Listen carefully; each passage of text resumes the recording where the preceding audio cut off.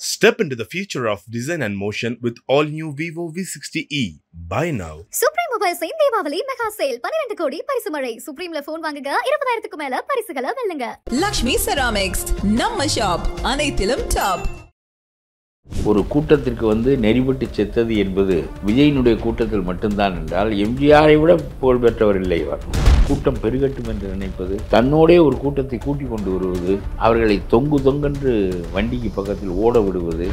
இவர் வந்தால் ஊர் நிலை குலைந்தது. வணிகம் நடக்கவில்லை, ஆட்டோக்கள் ஓடவில்லை, வண்டிகள் ஓடவில்லை, பேருந்துகள் ஓடவில்லை. அழகர் ஆற்றிலே இறங்குகிறார், ஆகவே இந்த ஊர் அடைப்புக்குள்ளாகியது என்பது போல இவர் வருகிறார், ஊர் நிலை குலைகிறது என்பது ஒரு பெரிய பெருமையாக அவர்களால் கருதப்படுகின்றது. கரூருக்கு நேரடியாக போய் சந்திக்காம ஒரு விடுதலை வச்சு சந்திக்கிறாரு, காலில் விழுந்து கண்ணீர் மல்க பேசியிருக்காரு. மன்னராக இருந்தாலும் ஒரு ஏழையின் வீட்டில் இழவு நேர்ந்து விட்டால் அந்த இழவு குறித்து விசாரிப்பதற்கு மன்னர் தான் குடிசைக்கு செல்ல வேண்டும் என்றவரை மீண்டும் அசம்பாவிதம் நடக்கும், உயிருக்கே அச்சுறுத்தல் இருக்குன்னு நயினார் நாகேந்திரன்லாம் பேசுறாரு. இவர் எப்பொழுதுமே வழியே போக மாட்டார். அனிமே இழப்புக்குள்ளான மனிதர்கள் ஏழைகளாக இருக்கிற காரணத்தினால், அவர்கள் அழைக்கின்ற மனிதர் நடிகராக இருக்கிற காரணத்தினால், அவர் ஒரு 20 லட்சம் ரூபாய் பணம் தந்தார் என்கின்ற காரணத்தினால் அவர்களெல்லாம் இங்கே வருகிறார்களே தவிர, துப்புரவு தொழிலாளர்கள் போராடுகிறார்கள் என்றாலும் அவர்களை தன்னுடைய இடத்திற்கு அழைத்து உங்களுக்கு என்னுடைய ஆதரவு என்று சொல்லுகிறாரே தவிர கடத்திற்கு போகின்ற பழக்கம் அவருக்கு இல்லை. பிரச்சனைக்கு காரணம் அரசாங்கம் தான். ஏன்னா காவல்துறை முறையாக அந்த கட்டுப்பாடுகளை எல்லாம் விதிச்சிருக்கணும், அவங்க பார்த்துருக்கணும்னு எடப்பாடி பழனிசாமி அவர்களும் அந்த கருத்தை முன்வைக்கிறார் இல்லையா? ஆனால் எவ்வளவு தூரம் போலீஸ் எல்லா வேலைகளையும் விட்டு ஒரு பிரதம மந்திரிக்கு போல இவருக்கு ஏற்பாடு செய்வது என்பது நடக்கக்கூடிய ஒன்று. ஒரு அரசியல் கட்சி மக்களை சந்திக்கிறதுக்கான எல்லா உரிமைகளும் இருக்கு இல்லையா? என்ன செய்ய வேண்டும் என்று சொல்கிறீர்கள் சொல்லுங்க. இல்லை, அதுக்கான ஒரு எஸ்சிபி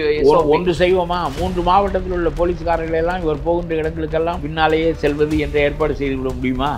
இந்த கட்சியினுடைய ஆதரவு இபிஎஸ் அவர்கள் நினைக்கிறாங்க, பிஜேபி நினைக்குது. அப்ப அதுக்கான காரணம் என்ன? என்னுடைய கருத்து ஒரு 12% வாக்கு தான் இவருக்கு. 20-25 எல்லாம் வரும்ன்ற ஒரு தோற்று முடிந்து வீட்டுக்கு போய்விட்டால் அவனெல்லாம் என்ன சொல்லுவான்? தூக்கா போட்டுக்கொள்ள போகிறான் அவன். திமுக தோல்வியின் விளிம்பிலே நிற்கிறது. அவ்வளவு மோசமான நிலையில் இருக்கிறது மக்களுடைய மனநிலை. ஆனால் இதை பயன்படுத்தி கொள்ள வேண்டிய விதத்தில் இந்த கட்சிகள் திரள வேண்டும். விஜய் ஒருவேளை பிஜேபியோடு சேர்வதற்கு தயங்கினால் அதிமுகவும் விஜயும் ஒன்று சேரலாம். இன்னும் சில சிறுபான்மை கட்சிகள் வரும். இதில் இழப்பு என்ன என்றால் பிஜேபி வெளியே போயிடும். அப்பொழுதே விழுந்துவிடும் திமுக.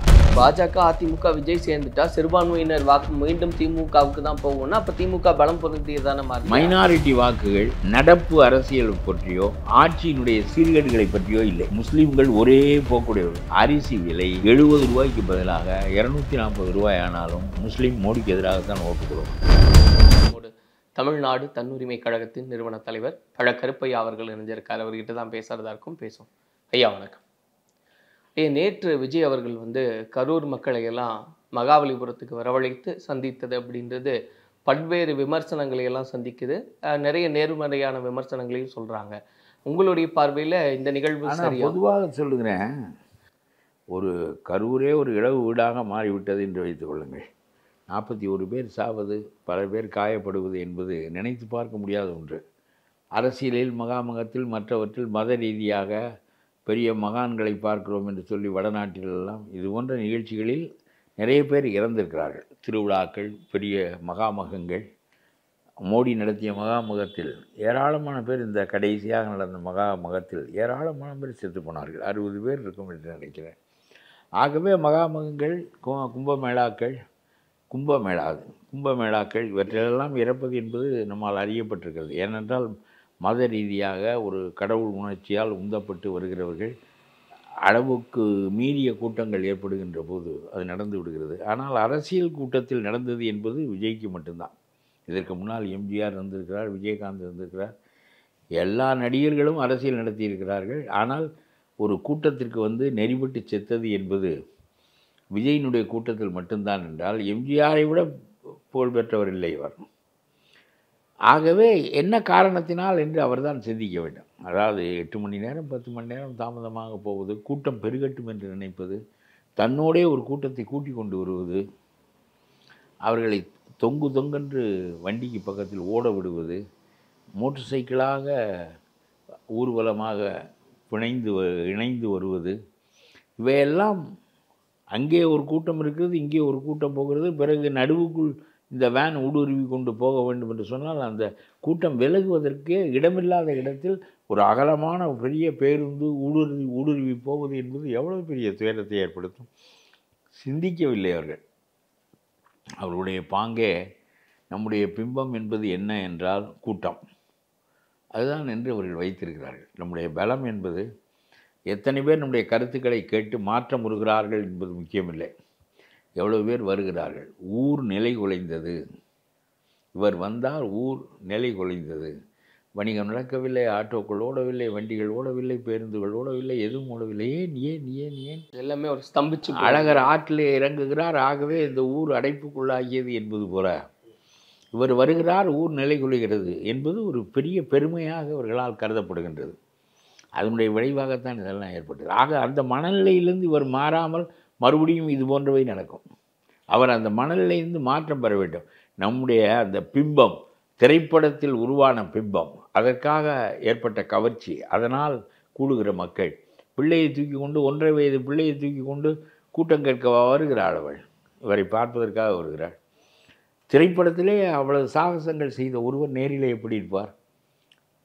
அந்த அந்த சாகச உணர்வுகளின் பிரதிபலிப்பு அந்த முகத்தில் இருக்கிறதா? பார்ப்பதற்காக வருகிறார்கள். முன்னால் வந்து பார்க்க வேண்டும் என்று விரும்புகிறார்கள். ஒருவர் நெருக்குகிறார்கள், சாகிறார்கள். இந்த அறியாமையிலிருந்து இந்த மக்களை விடுவிக்க விஜயால் தான் முடியும். இல்லை, இப்போ விஜய் சொல்ல வேண்டும், எதற்காக இப்படி பரிதவிக்கிறீர்கள்? உங்களை போன்ற மனிதன் நான் ஏதோ திரைப்படத்தில் நடிக்கிறேன், கிரிக்கெட் வீரர் இருந்தாலும் சரி, திரைப்பட நடிகர் வந்தாலும் சரி, இவர்களை சுற்றியெல்லாம் பெரிய பெரிய பிம்பங்கள் கட்டப்படுகின்றன. மேல் நாடுகளிலே கூட கால்பந்தாட்டக்காரர்களுக்கு இது போன்ற ஒரு மோகம் இருக்கிறது. ஆகவே இதை அவர் தான் உடைக்க முடியும். நெரிசல் வரும், கிட்டத்தில் வந்து பார்க்க வேண்டும் என்று நினைக்காதீர்கள், ஒன்றுமில்லை. நீங்கள் பார்க்கின்ற 70 mm திரையில் உள்ள பிம்பம் வேறு, நான் வேறு, அதெல்லாம் சொல்லி மக்களை அதுல ஒரு புரிதல் ஏற்பட்டனால தான் இப்ப கரூருக்கு நேரடியாக போய் சந்திக்காம ஒரு விடுதலையில வச்சு சந்திக்கிறாரு. குறிப்பா உயிரிழந்த குடும்பத்தார்கள் காலில் விழுந்து கண்ணீர் மல்க அவங்க கிட்ட எல்லாம் பேசியிருக்காரு. காலில் விழுந்ததெல்லாம் கொஞ்சம் கூடுதலானது தான், கண்ணீர் விடுகிறார் என்பதெல்லாம் இருக்கட்டும். ஆனால் ஒன்று சொல்கிறேன், கேதம் நடந்த இடத்திற்கு, இழவு நடந்த இடத்திற்கு போய் நாம் நேரில் கேட்பது தான் மதிப்பே தவிர, எவ்வளவு மன்னராக இருந்தாலும் ஒரு ஏழையின் வீட்டில் இழவு நேர்ந்து விட்டால் அந்த இழவு குறித்து விசாரிப்பதற்கு மன்னர் தான் குடிசைக்கு செல்ல வேண்டுமே தவிர, குடிசையில் இருப்பவனை தன்னுடைய அரண்மனைக்கு அழைத்து உனக்கு இப்படி நேர்ந்து விட்டதே என்று சொல்லுகின்ற வழக்கம் நம்முடைய நாட்டில் இல்லை. ஆனால் மீண்டும் அசம்பாவிதம் நடக்கும், உயிருக்கே அச்சுறுத்தல் இருக்குன்னு நயினார் நாகேந்திரன்லாம் பேசுகிறாங்க இல்லையா?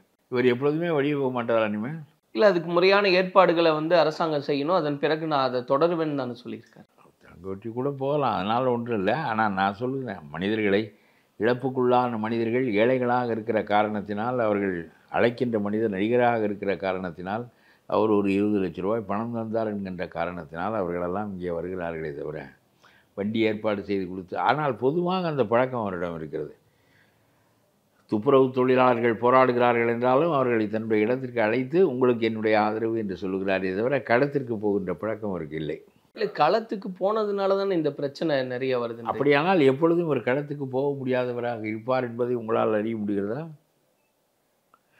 அவர் துப்புரவு தொழிலாளர்களுக்காக களத்திற்கு போனாலும் இந்த நெரிசல் ஏற்படும். இவர் இழவு வீடுகளுக்கு அனுதாபம் சொல்வதற்கு, ஆறுதல் சொல்வதற்கு போவதென்றாலும் இந்த நெரிசல் ஏற்படும். எப்பொழுது இவர் போவார், எப்பொழுது இவர் மக்களை பார்ப்பார், எப்படி பார்ப்பார்? இல்லை, அந்த பிரச்சனைக்கு காரணம் அரசாங்கம் தான். ஏன்னா காவல்துறை முறையாக அந்த கட்டுப்பாடுகளை எல்லாம் விதிச்சிருக்கணும், அவங்க பார்த்துருக்கணும்னு எடப்பாடி பழனிசாமி அவர்களும் தொடர்ச்சியாக அந்த கருத்தை முன்வைக்கிறார் இல்லையா? அது சரி. ஆனால் எவ்வளவு தூரம் போலீஸ் எல்லா வேலைகளையும் விட்டு ஒரு பிரதம மந்திரிக்கு போல இவருக்கு ஏற்பாடு செய்வது என்பது நடக்கக்கூடிய ஒன்று இல்லை. இல்லைங்கய்யா, ஒரு இசட் பிரிவு பாதுகாப்பெல்லாம் கொடுத்துருக்கிறார்கள். இல்லை, இவருக்கு கொடுத்துருக்காங்க. ஒரு அரசியல் கட்சி மக்களை சந்திக்கிறதுக்கான எல்லா உரிமைகளும் இருக்கு இல்லையா? அதை மட்டுப்படுத்தக்கூடாதுன்றது தானே இங்கே இருக்கிற. என்ன செய்ய வேண்டும் என்று சொல்கிறீர்கள் சொல்லுங்கள். இல்லை, அதுக்கான ஒரு SCP ஒன்று செய்வோமா? 3 மாவட்டத்தில் உள்ள போலீஸ்காரர்கள் எல்லாம் இவர் போகின்ற இடங்களுக்கெல்லாம் தேர்தல் முடிகின்ற காலம் வரையிலும் பின்னாலேயே செல்வது என்ற ஏற்பாடு செய்து விட முடியுமா? ஒரு நாளைக்கு ஒரு மந்திரி ஊருக்கு வந்தால், ஒரு முதலமைச்சர் ஊருக்கு வந்தால் போலீஸ் எல்லாம் மூடி கிடக்கிறது, எல்லா வேலைகளும் நின்று விடுகின்றன. அதிகாரத்தில் இருப்பவர்கள் அதனாலே இவர்களும் பொதுப்பணிக்காக வருகிறார்கள் என்கின்ற அடிப்படையில் இவையெல்லாம் நடக்கின்றன, வெள்ளைக்காரன் காலத்திலிருந்து நடக்கின்றன. ஆனால் சில முதலமைச்சர்களெல்லாம் அற்புதமானவர்களெல்லாம் இருந்திருக்கிறார்கள். ராமகிருஷ்ண ஹெக்டே என்ற ஒரு முதலமைச்சர் கர்நாடகத்தில் இருந்தார்.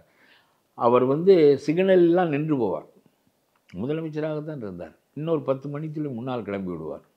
அவருக்காக மக்கள் 10,000 பேர் காத்திருப்பதை விட இவர் போகிறார் என்பதற்காக 15-20 மணித்துளிக்கு முன்னால் சாலைகளை மூடி விடுவார்கள். இவருக்காக மக்கள் 20 மணித்துளி நெரிசலில் காத்திருப்பதை விட தான் ஒரு மனிதன் மக்களோடு சேர்ந்து போவதனால் ஒன்றும் தப்பில்லை என்று சொல்லி அவர் அப்படி நடந்து கொண்டார். மனிதர்களை பொறுத்தது தான் இதெல்லாம். இல்லை எனக்கு நீங்கள் இவர் கரூருக்கு போவதற்கு எனக்கு எந்த இடத்திலும் நிற்காமல் செல்ல வேண்டும், ஏற்பாடுகள் வேண்டும், யாரும் உள்ளே வரக்கூடாது, எங்கள் கட்சிக்காரர்களும் கூட தடுத்து நிறுத்தப்பட வேண்டும், என்னென்னவோ நிபந்தனைகளெல்லாம் சொன்னார். இது ஆட்சியில் இருப்பவர்களுக்கு தான் நடக்கக்கூடிய ஒன்றே தவிர. அப்போ இவருக்கு இருக்கக்கூடிய ஒரு கூட்டம் அப்படின்றது ஒரு அரசியல் படுத்தப்படாத கூட்டம் அப்படின்றது தான் உங்களுடைய கருத்தாகவும் இருக்கா? அப்படித்தான் இருக்கிறது. அதனால தான் சாகிறார்கள். அரசியலுக்கு வருகிறவர்கள் எத்தனையோ தலைவர்கள் பேசுகிறார்கள். உங்களுக்கு அந்த திரைப்பட மோகத்தின் காரணமாக இந்த மோகத்தை நீங்களே ஒழியுங்களே என்று சொல்கிறேன். என்ன இருக்கிறது? 70 mm திரையிலே ஆகாசத்திலிருந்து கீழே குதிக்கலாம். அதெல்லாம் உண்மை இல்லை, அதெல்லாம் நடக்கும். அதனாலே ஏற்படுகின்ற பெருமிதங்கள், அதனால் ஏற்படுகின்ற பிரமிப்புகள், வியப்புகள், அவரை ஒரு பெரிய ஒரு பிம்பம் கட்டப்படுகிறது அதை சுற்றி. அதனாலே மக்கள் சாகிறார்கள். சொல்லுங்கள், எதுக்கு இது என்ன இருக்கிறது? நடிக்கிறோம், கொள்கிறோம், பார்க்கிறீர்கள், கொஞ்ச நேரம் உங்களுக்கு பொழுது போகிறது, அதோடு விடுங்கள். நான் நாட்டை மாற்றி அமைக்க வந்திருக்கிறேன், நான் என்ன சொல்லுகிறேன் என்று கேட்பதை விருப்பமுடையவர்கள் வாருங்கள், இல்லாவிட்டால் வராதீர்கள். நீங்கள் தான் மாற்ற வேண்டும். ஐயா, இப்போ நீங்க சொன்ன மாதிரி இது ஒரு அரசியல் படுத்தப்படாத கூட்டம், வெறுமனே காட்சிக்காக அவர் பார்க்க வர்றாங்க. இப்படியே நம்ம பொருள் எடுத்துக்கிட்டாலும் கூட இந்த கட்சியினுடைய ஆதரவு வேணும், இல்லை இந்த கட்சி ஒரு கூட்டணிக்குள் வரணும்னு இபிஎஸ் அவர்கள் நினைக்கிறாங்க, பிஜேபி நினைக்குது. அப்போ அதுக்கான காரணம் என்னன்னு பார்க்குறீங்க? அப்போ அங்கே ஒரு வலிமை இருக்குன்றது தான் கருத்து. ஒரு 12% வாக்கு தான் இவருக்கு. உளவுத்துறைகள் மற்றவையெல்லாம் கணக்கெடுக்கின்றவை 12% வாக்கு. 20-25 வரும்ன்ற வாடகைக்கு உள்ள மனிதர்களெல்லாம் இருக்கிறார்கள் இல்லையா? எல்லாவற்றிலும் ஊடகங்களெல்லாம் வாடகைக்கு விடப்படுகின்றன. இல்லை, அந்த கணக்கு புரிஞ்சு அண்ணாமலை ஒரு பார் ரூம் வச்சுருந்தார். பல ஆயிரம் கோடி ரூபாய் அவர் அரசியல் கட்சியில் ஆளுங்கட்சியாக இருந்த காரணத்தினால் இங்கேயும் திரட்டினார், அங்கே இருந்தும் வந்தது. அவருடைய பிம்பத்தை பெருக்க வேண்டும், மாற்றாரை சிறுமைப்படுத்த வேண்டும். இதை செய்வதற்கு 100 யூடியூப்களை தன்னுடைய கைக்குள்ளே தந்தார். எல்லாரும் அதைத்தான் இப்பொழுது செய்கிறார்கள். சில யூடியூப்களை தங்களுடைய நிறுவனங்களாக மாற்றிக்கொள்கிறார்கள், அதற்கு வாடகை கொடுக்கிறார்கள், அவர்கள் இதையெல்லாம் செய்கிறார்கள். நூற்றுக்கணக்கான ஊடகங்கள் இருக்கின்றன. ஆகவே எது பொய் எது மெய் என்று பிரித்தறிவது என்பது இயலாததாக இருக்கிறது. 25 வாக்கு வரும், 40 வாக்கு வரும், இவர் தனித்து நிற்பால் முதன்மையாக. இவர் தோற்று முடிந்து வீட்டுக்கு போய்விட்டால் அவனெல்லாம் என்ன சொல்வான்? தூக்கா போட்டுக்கொள்ள போகிறான் அவன். நாம் தான் அதையெல்லாம் அறிய வேண்டும். எந்த அடிப்படையில்? அதாவது 2 கட்சிகளுக்கும் போடாத ஒரு வாக்காளர்கள் கூட்டம் ஒன்று தமிழ்நாட்டிலே இருக்கிறது. இந்த 2 பேருக்கும் போடவே மாட்டார்கள், போட்டதே இல்லை. எப்போவுமே இருக்கக்கூடிய. ஆமாம், எப்போவுமே இவர்கள் ஊழல் அது இது என்று வந்த பிறகு ஒரு 15% வரையிலும் அந்த கூட்டம் இருக்கிறது. 10லிருந்து 15% கூட்டம். அவர்கள் 3வது ஆள் யாருக்கு போட போகிறோம் என்பதை மட்டும் பார்க்கவே மாட்டார்கள், யாருக்கு போடக்கூடாது என்பதை மட்டும் பார்ப்பார்கள். இந்த 2 கட்சியினுடைய சின்னங்களுக்கும் போடுவதில்லை. 3வது யார் கொஞ்சம் இருப்பதற்குள் வெளியே தெரிகின்ற மனிதராக இருக்கிறாரோ அவருக்கு போடுவார்கள். அப்படித்தான் விஜயகாந்துக்கு போட்டார்கள். இப்பொழுது விஜயகாந்த் இல்லை, அதற்கு அடுத்தாற்போல் இந்த சீமானுக்கு போட்டார்கள். 8% வாக்குக்கு அவர் எப்படி வர முடியும்? அதாவது பாதி மறை கழண்டவர் அவர். இப்பொழுது அந்த ஓட்டு விஜய்க்கு மாறிவிடும். இப்போ இந்த 10-12% ஓட்டு இவருக்கு இயல்பாக வரும். இவர் என்ன புதிய கருத்து வைக்க முடிகிறது என்பதுதான் கேள்வி. மடைமாற்றம் செய்ய வேண்டும் மக்களிடம். அந்த பெரிய தவித்து போயிருக்கிறார்கள். திமுக தோல்வியின் விளிம்பிலே நிற்கிறது.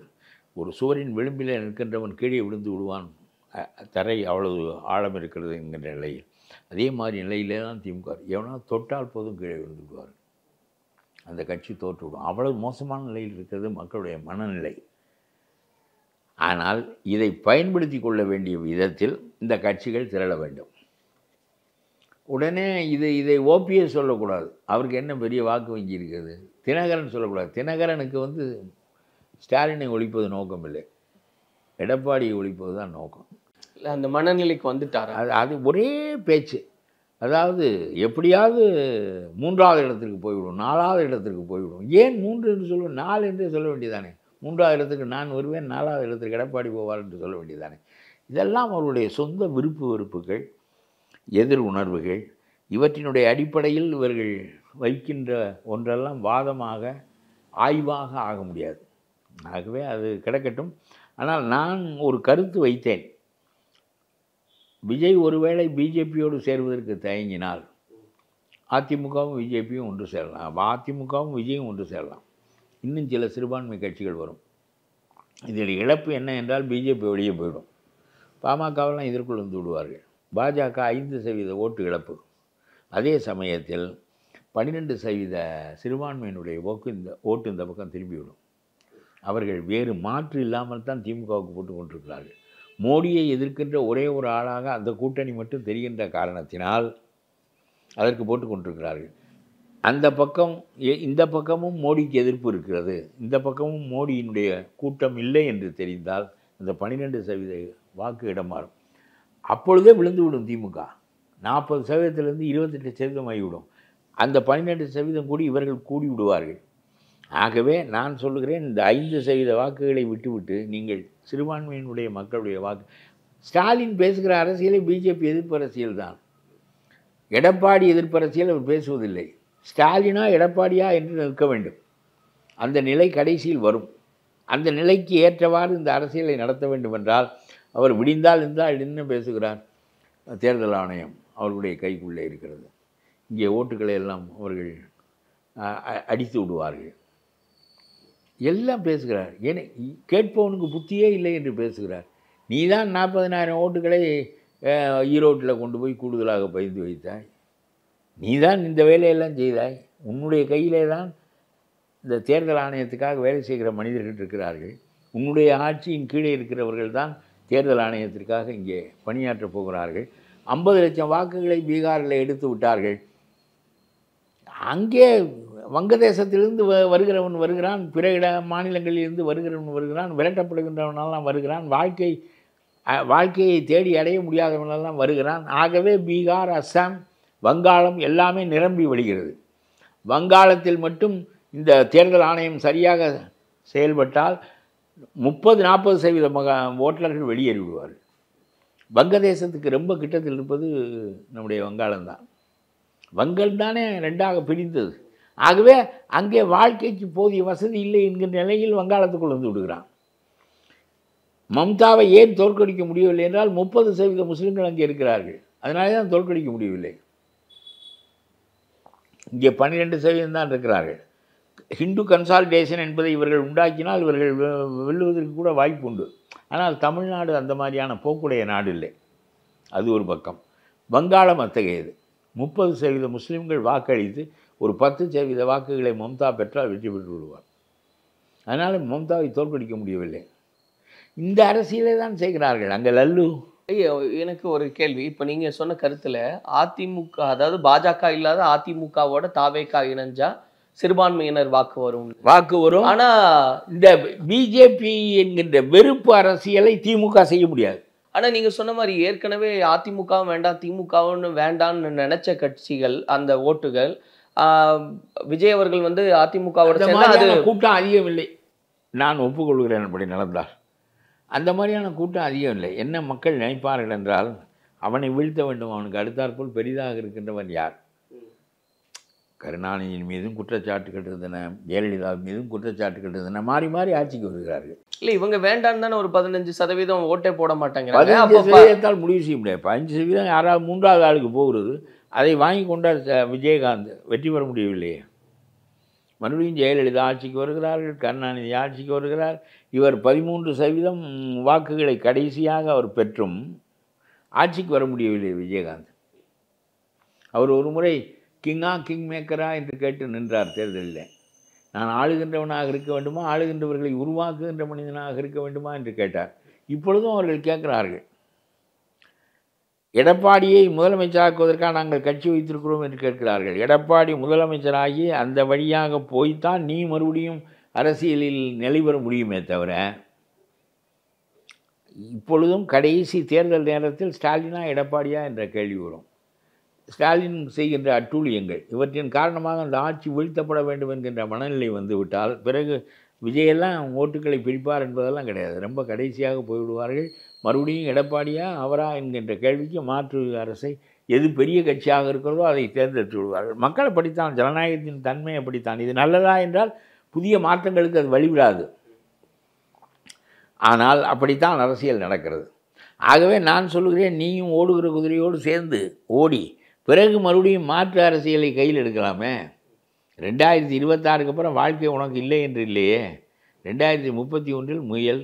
இப்பொழுது ஒரு கட்டத்தில் திமுக 3வது இடத்துக்கு போய்விட்டது. 2வது இடத்தில் விஜயகாந்த் இருந்தார். அவர் எதிர் அரசியலை கையாண்டார், ஜெயலலிதாவோடு மோதினார். அவருக்கு உடம்பு சரியாக இருந்திருந்தால் இன்னும் கொஞ்சம் பலமாக அரசியல் நடத்தியிருக்க முடியும். இப்பொழுது ஒன்றுமில்லாமல் போய்விட்டார்கள். அவர்களுக்கெல்லாம் 1%, 1.5%, 1/2% வாக்கு இருக்கிறது என்கின்ற நிலையில் சும்மா நம்ம தொங்கி தொங்கி பேசிக்கொண்டே இருக்க முடியுமே தவிர தேர்தல் நேரத்தில் கெஞ்ச வேண்டிய கட்டாயம் வந்துவிடும். நிறைவாக ஒரே ஒரு கேள்விங்க ஐயா. இப்போ நீங்கள் சொன்ன மாதிரி அதிமுகவும் விஜய் அவர்களும் சேர்ந்தால் திமுகவை வீழ்த்த முடியும் அப்படின்ற கணக்கு. ஆனால் பாஜகவும் அதிமுகவும் பிரியல, ஆனாலும் விஜய் அவர்கள் சேர்றாரு. இந்த 3 கட்சிகளும் ஒரே நேர்கோட்டில் நிற்கிறாங்கன்னா திமுகவை வீழ்த்த முடியுமா, இல்லை இது இவங்களுக்கு பின்னாடி வீழ்த்த முடியும்? நான் வீழ்த்த முடியும். ஆனாலும் அவர்களுடைய அரசியல் பிஜேபி எதிர்ப்பு அரசியல். ஆகவே நம்முடைய அரசியல் என்பது எடப்பாடி குறித்ததாகவோ விஜய் குறித்ததாகவோ இல்லாமல் பிஜேபி குறித்ததாகவே நடத்தும். ஏனென்றால் அப்படி ஒரு எதிர்முனையை அவர்கள் வடநாட்டுக்காரர்கள் நமக்குரியவர்கள் இல்லை, அவர்கள் நமக்கு எதிராக இருப்பவர்கள் என்ற ஒரு பிம்பத்தை வரிசையாக உண்டாக்கி வைத்திருக்கிற காரணத்தினாலே அந்த மோடி எதிர்ப்பு அரசியல்தான் எதிர்க்கட்சிகளுக்கான அரசியலாக அவர்கள் கொள்வார்கள். அப்போ இது பின்னடைவாக போனால் இவங்க தோக்க தானே போவாங்க? இல்லை, இருக்கும். இருந்தாலும் என்றால் இவருடைய வாக்கும் இருக்கும், அது இருக்கும். அந்த சிறுபான்மை வாக்கு இந்த பக்கம் வராது. சிறுபான்மை வாக்கை உடைத்த உடனே ஸ்டாலின் விழுந்து விடுவார்.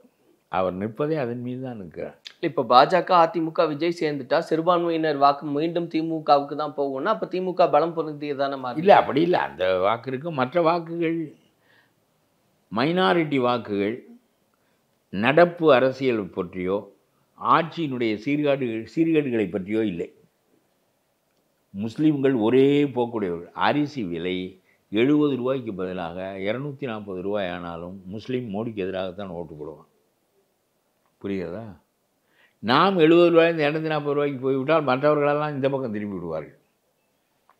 இந்த ஆளுக்கு ஆளத் தெரியவில்லை. ஒரு நெல் கொள்முதலை கூட ஒழுங்காக செய்ய முடியாத ஒரு அரசு. நாம் ஏற்கனவே அரிசி பற்றாக்குறையில் இருக்கிறோம்.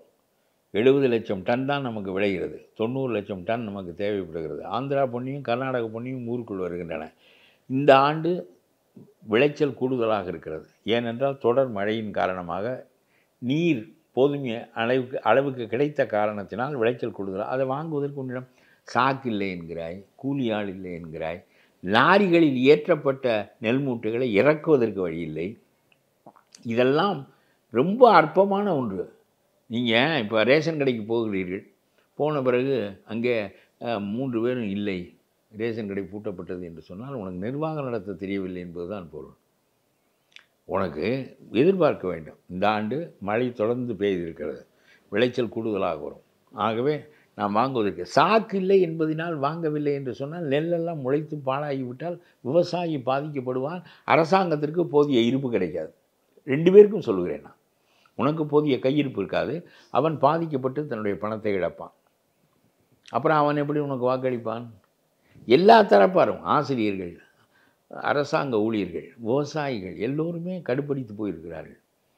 ஆகவே இது ஒன்று தேர்கின்ற அரசு இல்லை. இந்த 12% ஓட்டை அடிப்படையாக வைத்து கொண்டு இந்த கட்சிகளுக்குள்ள வாக்கை பெற்றாலே வெற்றி பெற்று விட முடியும் என்று அவர் நினைக்கிறாரே தவிர அது ஒரு பெரிய எதிர் உணர்வு உண்டாகி இருக்கிறது. இதை சரியாக எதிர்க்கட்சிகள் பயன்படுத்தி கொள்ள வேண்டும். நான் சொல்கிறேன், பிஜேபி ராவணன் வீழ்த்தப்பட வேண்டும் என்பது உங்களுடைய கொள்கையாக இருந்தால் நான் பேசாமல், கூட்டணி இல்லாவிட்டாலும் பரவாயில்லை, நான் வாக்கை பெற்றுக்கொண்டு தனியாக இருக்கிறேன் என்று சொல்வது தான் தேசபக்தி என்று நான் சொல்லுகிறேன். இவர்கள் சேரட்டும், சேர்ந்து ஒரு பெரிய வாக்கு வங்கியை உருவாக்கட்டும், அவர்களை வீழ்த்தட்டும். பிறகு உன்னுடைய அரசியலை உன்னுடைய அரசியல் செய்வதற்குரிய களமாக என்றைக்கும் வங்காளம் சிரமம், தமிழ்நாடு சிரமம். வங்காளம் முஸ்லீம்களின் எண்ணிக்கை பெருத்ததினால் கிடையாது. ஏனென்றால் மோடி எதிர்ப்பு தான் அவர்களுடைய அரசியல். இங்கே ஒரு 12% தான் இருக்கிறார்கள். இருந்தாலும் அதில் முழு மூச்சாக இருப்பார்கள். அப்போ இந்த 26 தேர்தலில் வெற்றி தோல்விகளை தீர்மானிக்கக்கூடிய சக்தியாக விஜய் மாறி இருக்கார். அப்படி சொல்ல முடியாது. கடைசியில் வரை புறந்தள்ளி விடுவார்கள். இவருக்கு யோசனை சொல்லுகிறவன் சரியாக சொல்வதில்லை. முதலில் தொங்கிக் கொண்டே இருப்பார்கள். இவர் காங்கிரஸை தொங்குகிறார், காங்கிரஸ் இவரை பயன்படுத்தி இடங்களை பெருக்கிக் கொள்வதற்கு தான் பார்ப்பார்கள். இவர் ஒரு காரணமாக வச்சு இவரை ஒரு காரணமாக வைத்து அங்கே போய் விடுவோம் என்று சொல்லி இடங்களை பெருக்கிக் கொள்வார்கள்.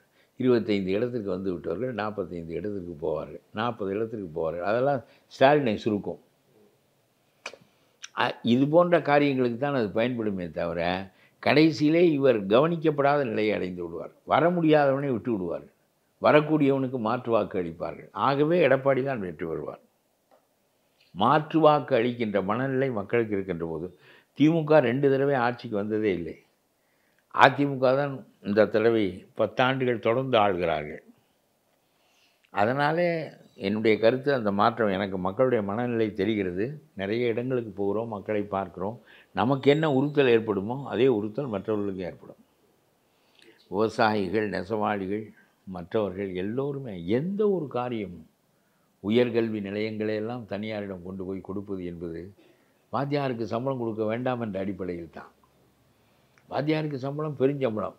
அந்த வாத்தியார்கள் இத்தனை அரசு கல்லூரிகளுக்கும் கொடுக்கப்படுகின்ற போது அந்த பணத்தை நாம் 3000 ரூபாய் குடும்ப பெண்ணுக்கு கொடுத்து விட்டு வாழ்க்கை பெற்றுக்கொள்ளலாம் என்று நினைக்கிறார்கள். அரசினுடைய கடமை எல்லாருக்கும் கல்வி அளிப்பதும் எல்லா சாலைகளையும் உருவாக்குவதும் சுகாதார நிலையங்களை, மருத்துவமனைகளை சிறப்பாக வைத்து கொண்டு பணியாற்றுவது தான். இது 2ஐயும் நீ செய்தால் போதும். சாலையை போடு, மருத்துவமனைகளை ஊருக்கு திற. நீ ஒன்று இந்த 1000, 500 கொடுக்கவே வேண்டாம். சேலை புடவையெல்லாம் கொடுக்கவே வேண்டாம். ஒன்றுமே வேண்டாம். மக்கள் தாங்களாகவே வாழ்வார்கள். வந்த நெல்லை வாங்குவதற்கு உனக்கு துப்பில்லையே, அவன் பாடுபட்டு கொண்டு வருகிறதில்லை. அவனிடம் போய் 40 கிலோவுக்கு 40 ரூபாய் லஞ்சம் கேட்குறாயே, நீ எல்லாம் மானங்கட்டவன் என்று நான் சொல்கிறேன். 40 கிலோ நெல்லை 40 மூட்டை, 40 கிலோ எத்தனை மூட்டை கொண்டு வருவான்? எத்தனை ரூபாய் கொடுக்க வேண்டும்? 40 கிலோவுக்கு 40 ரூபாய். விவசாயியிடம் போய் அவன் நீ வாங்கி அதை மக்களுக்கு பயன்படுத்த போகிறாய் கிடங்குகளில் வைத்து. நீ அந்த திட்டம் வைத்திருக்கிற காரணத்தினால் you are the first purchaser. நான் சொல்வது தெரிகிறதா? ஏனென்றால் நீ நியாய விலை கடையில் 20 கிலோ அரிசி போடுகிற காரணத்தினால் உனக்கு அரிசியின் தேவை கூடுதல். மத்திய அரசாங்கம் பணம் கொடுக்குறது இல்லாவிட்டால் நீ போட முடியாது. எல்லாவற்றுக்கும் மத்திய அரசாங்கத்தை பேசுகிறாயே தவிர அப்புறம் ஏன் நெல்முதல் கொள்முதல் செய்யவில்லை என்றால் மத்திய அரசாங்கம் எனக்கு கடிதம் எழுதவில்லை. இப்பொழுது நீ இல்லை இது போடுகிறவன், வாங்குகிறவன். அவன் அந்த நட்டத்தையெல்லாம் தாங்கி கொண்டு உனக்கு அதை சலுகை விலைக்கு கொடுக்குறான். நீ தமிழ்நாடு அரசு போடுவது போன்ற ஒரு பாவனையில் மக்களுக்கு கொடுக்குறாய். புரியுதுங்கய்யா.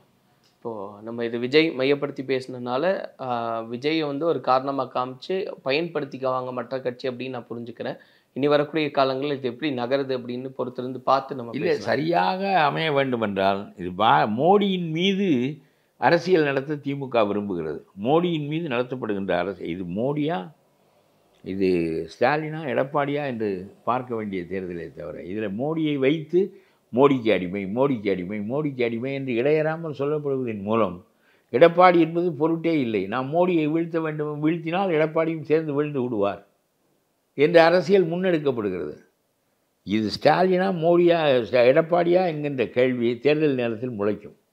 அப்பொழுது விஜய் போன்றவர்கள் சரியான நிலைப்பாடை எடுக்கவில்லை என்றால் எத்தனையோ ராஜேந்தர் கட்சி வைத்தார், பாக்கியராஜ் கட்சி வைத்தார், சிவாஜி கணேசன் கட்சி வைத்தார், எல்லாரும் கட்சி வைத்தார்கள், போனார்கள் என்பது போல் உங்களுடைய பேரும் பட்டியலில் சேரும். பவன் கல்யாணுடைய அண்ணன் எடுபடவில்லை. சந்திரபாபு நாயுடுவோடு சேர்ந்து பவன் கல்யாண் வந்து விட்டார்.